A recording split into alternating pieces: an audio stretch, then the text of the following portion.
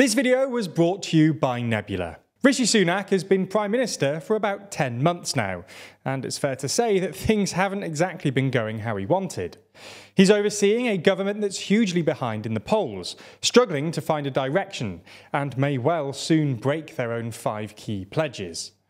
To many, he's a Prime Minister with no real support, no real vision, and no real legitimacy. So it's fair to ask, how the hell is he still Prime Minister?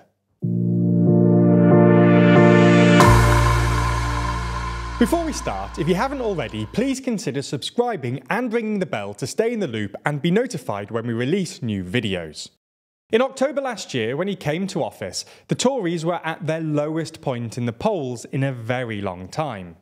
Some polls put the Tories in the low 20s and Labour in excess of 50%, in essence giving Labour a 30-point lead. This is massive and demonstrates the trouble that Truss and Johnson got the Tories into during their tenure.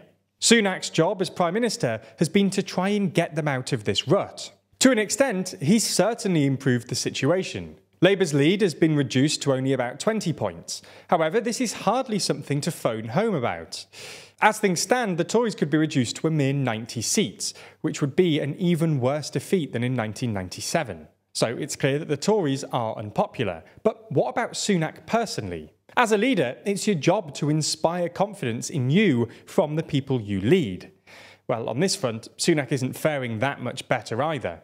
A YouGov poll from the end of July shows that 48% of people dislike him and only 32% of people actually do like him. In addition to this, a huge 59% of people think that he's doing badly as Prime Minister, and only 29% think he's doing a good job. One final nail in the coffin for Sunak is a poll conducted by, again, YouGov, asking the public whether they think that the Prime Minister should resign.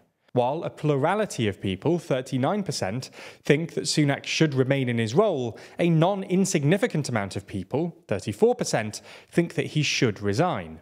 So not only is Sunak in charge of a deeply unpopular party, but he himself is unpopular. People think he's doing a bad job in charge, and many think he should resign.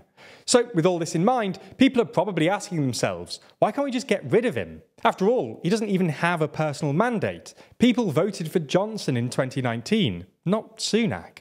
Well, the answer to this question lies in the constitutional setup of the UK and the way that elections are held.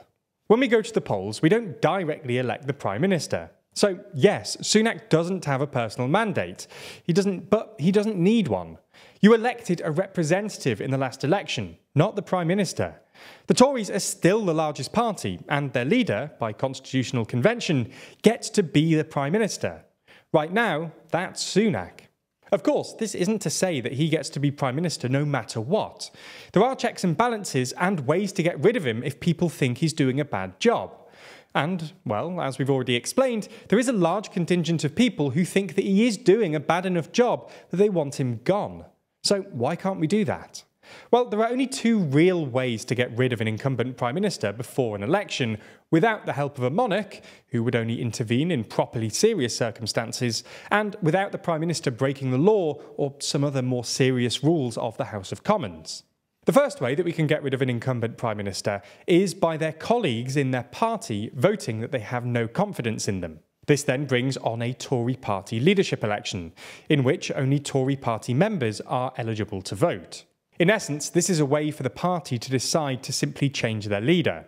No other party is involved in this process. It's an internal mechanism. So, for this to work, Tory MPs themselves need to be convinced that Rishi Sunak is no longer up to the task of leadership. We've seen this kind of vote happen a number of times in recent years. In late 2018, Theresa May survived a vote of no confidence in her leadership. This was at the height of the Brexit drama, when it seemed that nothing was going to ever be agreed on. Later on, her successor Boris Johnson suffered a similar indignity following the infamous Partygate scandal. The key with both of these instances is that they were brought on by repeated ongoing scandals and failures that created a feeling of chaos. Sunak may well be unpopular, but he's not overseeing similar chaos. So this doesn't look likely to happen at the moment. The second way an incumbent Prime Minister can be ousted is via a vote of no confidence in the government as a whole, not just the Prime Minister. Usually, MPs simply vote exactly as you'd expect. Those in the governing party vote that they have confidence in the government. Those in opposition vote that they don't. You can have weird situations where parties who are not in government vote for the government, such as when the DUP voted that they had confidence in May's administration. But this is usually because the ruling party doesn't have a majority and has paid off the smaller party. Now, the reason these attempts usually fail is because a government only gets where it is because they have a majority. If they have a majority, then, for the vote to succeed, members of the governing party need to vote against the government. This almost never happens. It would be turkeys voting for Christmas.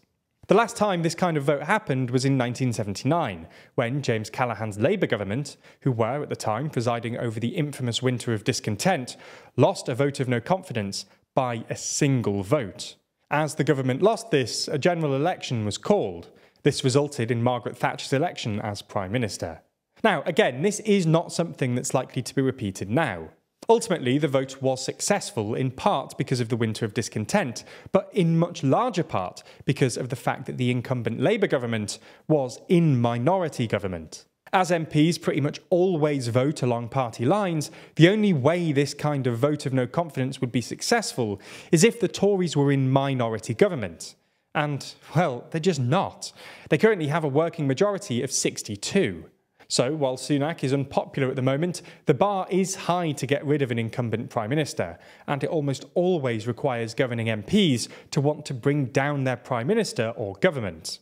Given the chaos of Truss and Johnson, it's understandable why they're not willing to do this just yet. If you enjoy diving deep into topics like this, if you're the kind of person who wants the even smarter and more analytical side of these stories, then you'll really enjoy our new series, The Daily Discussion, where we cover a number of other important topics from the endless coups in the Sahel region, the Twitter rebrand, or the specifics of the war in Ukraine.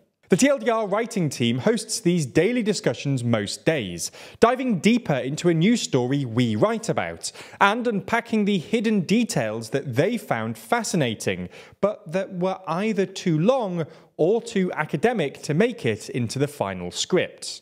If you want to check this series out, you can find the episodes exclusively on Nebula. The best news is that Nebula is less than £2 a month and provides you with ad-free and exclusive videos from TLDR and a ton of incredible content from other creators like Johnny Harris, Real Life Law and Legal Eagle. Check it out by clicking the link in the description and make sure you use our link so they know that you came from us.